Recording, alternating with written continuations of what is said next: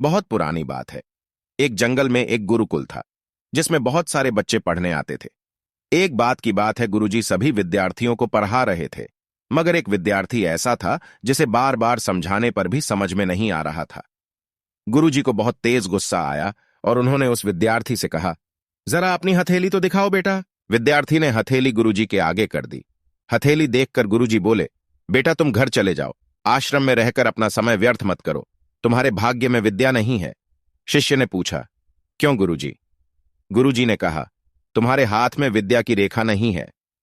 गुरुजी ने एक होशियार विद्यार्थी की हथेली उसे दिखाते हुए कहा, यह देखो, यह है विद्या की रेखा, यह तुम्हारे हाथ में नहीं है, इसलिए तुम समय नष्ट ना करो और घर चले जाओ और वहां अपना कोई और काम देखो। यह सुनने के बाद उस विद्यार्थी ने अपने जेब से एक चाकू निकाला, जिसका प्रयोग वह रोज सुबह अपनी दातुन काटने के लिए करता था। उस चाकू से उसने अपने हाथ में एक गहरी लकीर बना दी। हाथ से खून बहने लगा। तब वह गुरुजी से बोला, मैंने अपने हाथ में विद्या की रेखा बना ली है गुरुजी। यह देखकर गुरुजी द्रवित हो गए और उन्होंने उस विद्यार्थी को गले से लगा लिया।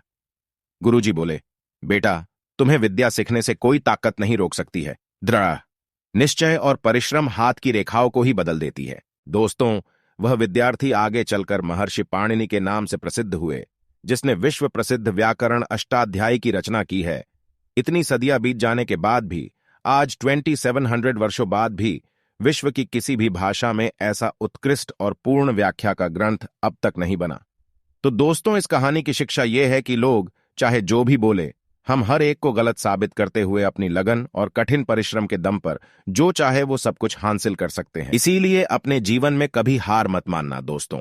अगर वह कर सकते हैं तो आप भी जरूर कर सकते हो। आपको यह कहानी जानकर कैसा लगा, हमें कमेंट करके जरूर बताएं और ऐसी और भी वीडियो के लिए सब्सक्राइब जरूर करें।